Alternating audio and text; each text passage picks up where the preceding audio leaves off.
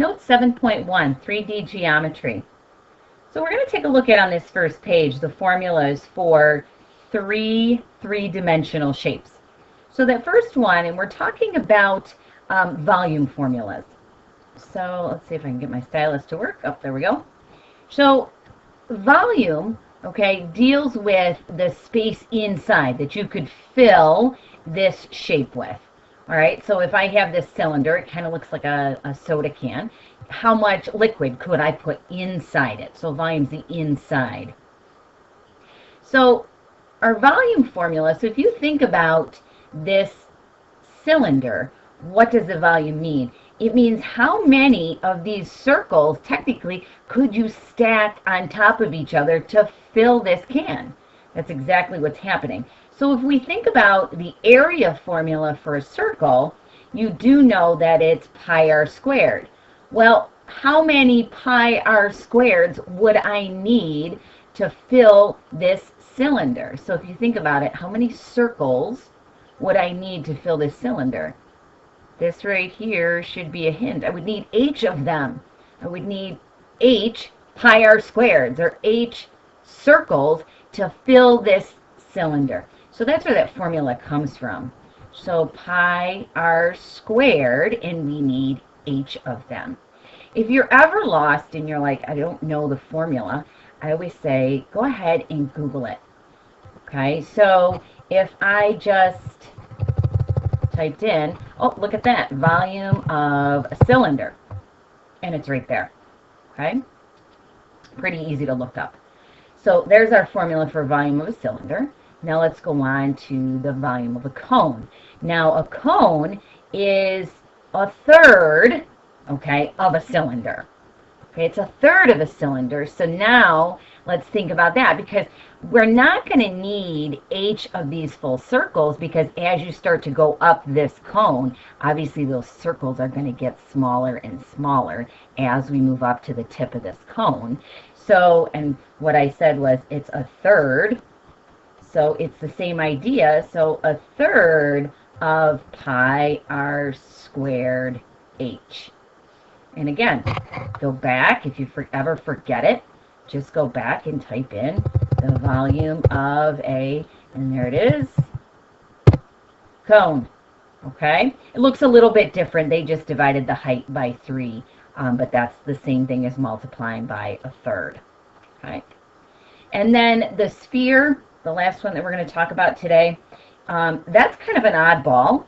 All right, the sphere is 4/3 pi r cubed. Okay, I don't have a great reason why for the 4/3 pi r cubed. But if I, again, forgot what it was and I'm home, just Google volume of a sphere, 4/3 pi r cubed. Okay? All right, so we're going to refer back to those 3 formulas when we go ahead and flip the page here. So this first question, so I absolutely would have out my highlighter. It says the volume of a cylinder that has a height of 30 and a radius of 4. And then it says express your answers 2 ways. So I want an exact answer, and then I want a rounded answer to the nearest whole number. So we're going to need our calculators here. And unfortunately, I don't have the calculator that you have, or I do have it on my tablet, but it's not working this morning. So I'm going to have to use my fancy schmancy graphing calculator. But we'll talk about how to enter it into your calculator in class.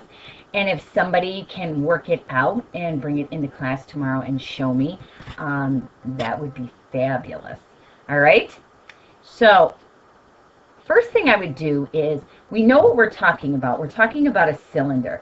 And I am certainly not an artist, but I'm going to draw the best I can of a cylinder. Right. So if I'm looking for the volume, and then the next thing I'm going to do is I'm going to write down my formula. Now I'm going to label my picture with the information that's given to me. It says the height is 30, so this can is 30 inches, and the radius, okay, is 4 inches. So now I've got my picture, I've got my formula, and I'm going to have to come up with two answers here. So an exact answer means, and I'm going to ask you this probably a zillion times, pi is going to be in your answer. You're going to have that Greek letter pi in your answer.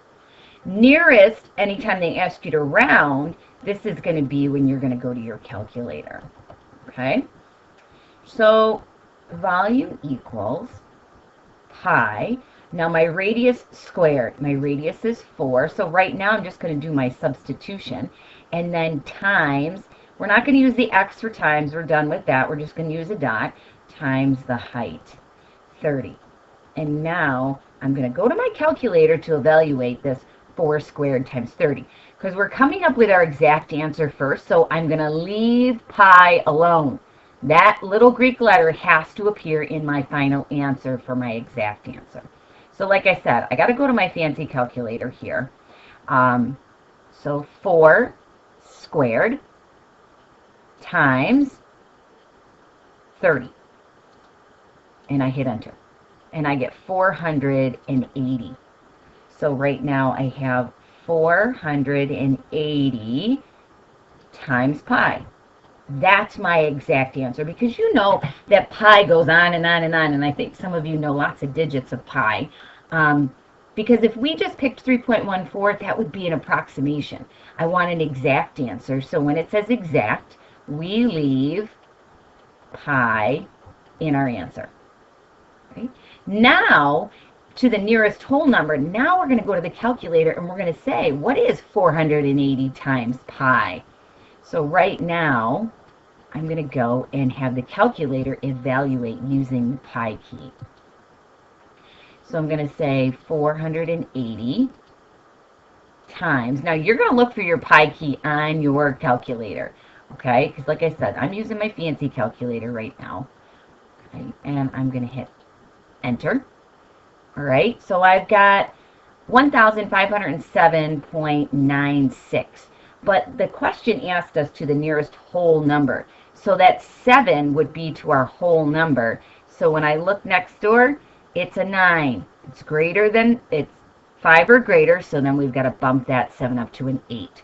So 1508 is going to be to the nearest 1508. And now we've got to think about our units. And we're talking about inches. So when we're talking about volume, our inches are going to be cubed. Inches cubed, okay, or cubic inches. Same thing over here. Inches cubed, okay? Find the volume. All right, I'm going to get my highlighter back out. Volume. Now we're changing to a cone. Height is 30, radius of 4. And they want an exact answer. Now, what does an exact answer mean? Exact answer means pi is going to be in your answer. Okay? So I'm going to draw my picture. I've got a cone. And again, I'm not an artist, but I'm going to draw the best I can. Okay, kind of reminds me of a witch's hat. Now I'm going to write the formula. You are going to do the same exact thing every time you do one of these types of questions. Picture, formula. Well, you're going to highlight. Then you're going to draw a picture. Then you're going to write your formula. Then you're going to do something with the formula. Okay? So we know that the height of this cone is 30 inches. And we also know that the radius is 4 inches. So I'm going to go, and now I'm going to substitute 1/3. Pi is in my answer, okay? Radius squared, so 4 squared. And this is all multiplication. We're going to use the dot times the height, which is 30. Now I'm going to go to my calculator. But because it said exact, I'm going to leave pi right there. I'm not doing anything with pi. Now I'm just going to go to my calculator, and I'm going to type in 1/3 times 4 squared times 30. Ready? Let's do that. Okay? So, like I said, I'm using my fancy calculator, but that's okay. You guys know how to do this on yours. 1/3 times 4 squared times 30. Okay, and we hit enter. Oh, look at that, 160. Okay, so my answer is not just 160, it's 160 pi, and we're talking about volume, and my units were inches. So again, inches cubed or cubic inches. That is an exact answer. Remember, pi in your answer if they're asking for exact. And this last one, okay, go ahead, grab your highlighter again. So volume, we're talking about a sphere and a radius of 3. Now they want us to the nearest thousandth. Okay, so I'm going to make my note that I've got to use my calculator there. And that's really bad, that one. Let's see if I can draw a better circle. There we go. It's a little bit better. Okay, there's my sphere. Now I'm going to write down my formula. 4/3 pi r cubed. And I'm going to label my picture. My radius is 3. Now I'm going to substitute. So 4/3 pi r cubed, 3 cubed. And again, all of this is multiplication. So right now when I go to my calculator, I'm going to use the pi key because they want it to the nearest thousandth. Okay, so we're going to let the calculator do the work for us for pi. Okay, so 4/3 pi times 3 cubed. Okay, so you're going to type that same thing into your calculator.